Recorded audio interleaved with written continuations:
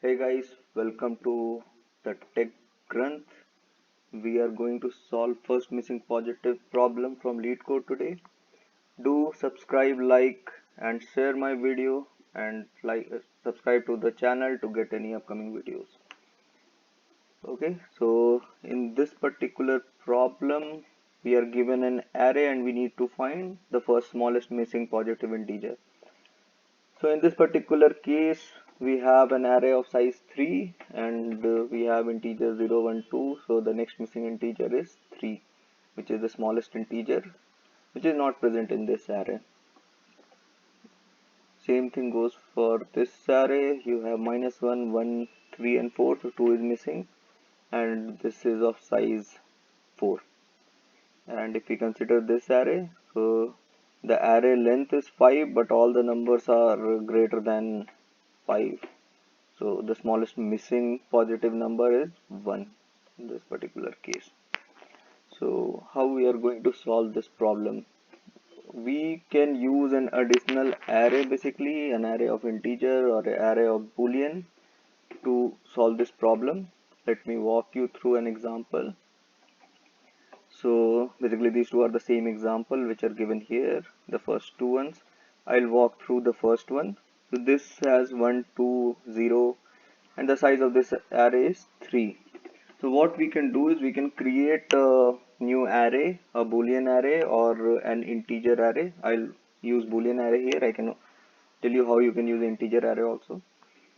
So we'll create a boolean array of size if the size of the actual array, the length of the actual array is n. So the new boolean array will have length n plus 1.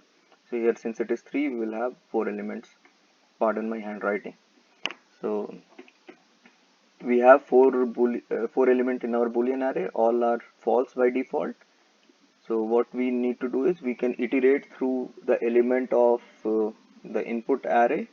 So we'll go to 1, the first element, and we'll check whether this number 1 is greater than 0 and this number is less than the size of the array. Basically the smallest number that we need to find will be should be less than the size of this array, or it will be just greater than this particular array length. So if size is 3, so the set of value which I'm looking at is either 1, 2 or 3. If the size was 4, so the possible answer will be 1, 2, 3, 4 or maybe 5. So one more than, so here if 3 was present, so the answer would have been 4 here, but since 3 is not present, so answer is 3.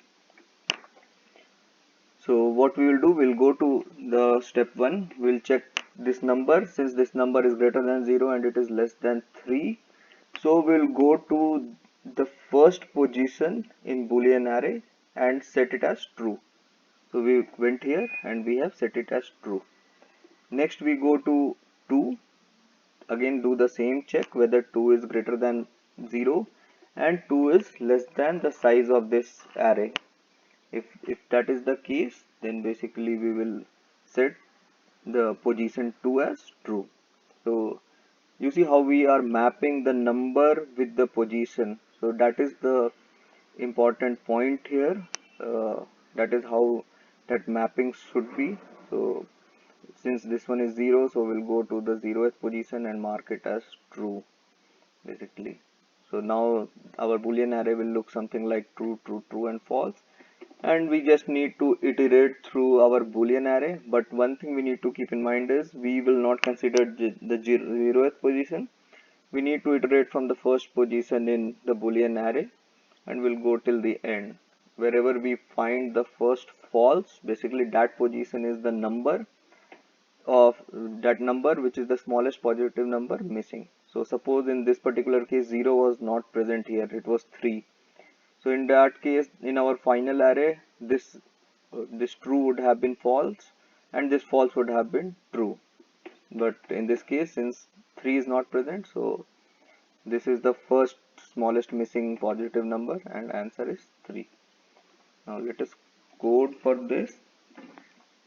And yeah, one more thing is Rather than using this boolean array, you can use an int array also, and you can make this true false by using 0 and 1. So wherever if that element is present, just mark that bit as 1. That can also be used. So we'll get this nums dot length, and we'll create a boolean array of, we'll say, available. This will be new boolean of n plus 1. Basically this will be one more. Suppose if all the elements are present, then we need the final element. Like in case we have an array like this 1 2 3, so this is of length 3 and all the 3 elements are present here. So the smallest positive number which is not present in this array is 4. So that is why we need a boolean array which is of size just one more than this element. So once this is done, we will loop through.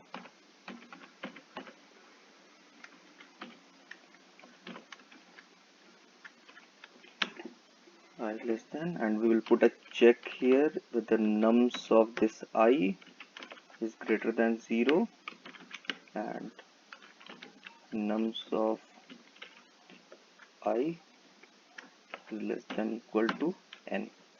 So if this is the case, then only we will mark that position in our boolean array as true.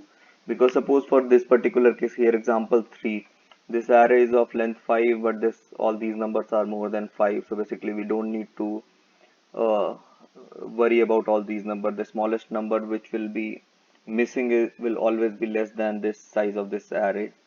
So output is 1 here. So that is why this condition, to handle all such kind of situation,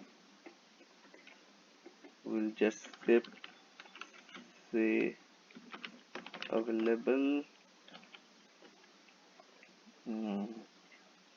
this available, right? Available of nums of I is equal to true.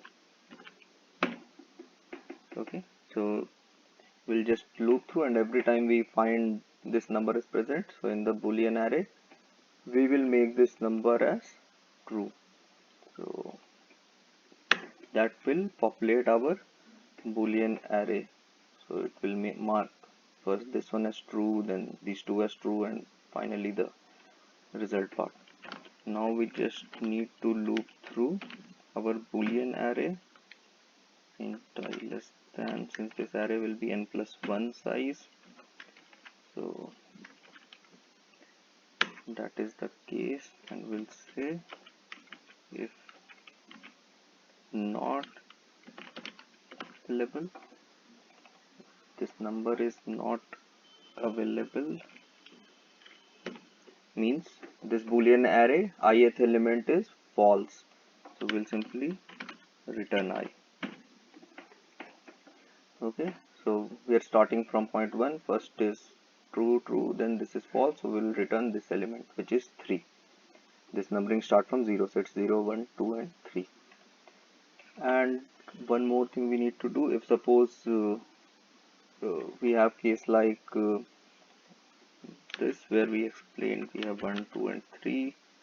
So in this case what we can do is simply we will say return n plus 1, which is the length plus 1. Okay, let us try to run the code. So it's fine. Let us try with some more cases. We'll try to run this.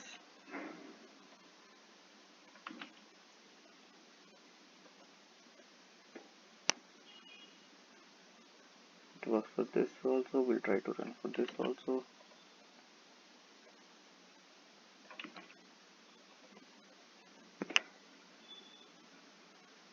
Okay, now we can submit it. Basically, before submitting, you should make it a practice that you test some of the cases, especially the boundary cases and all. Like we can give one more example here where we can test 1 2 and 3.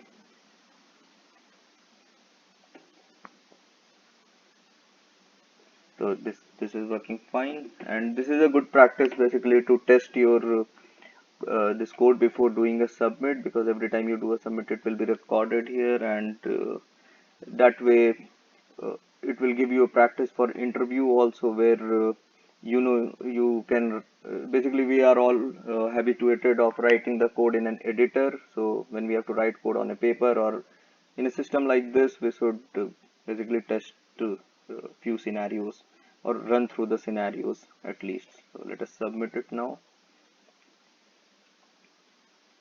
Seems good. It's very fast, 100 better than 100% result that we have. So you can give it a try. I have added the link of my GitHub in the description, so you can, if you want to go through the code, you can check the code there. Okay, so see you in the next video. Thanks. Bye.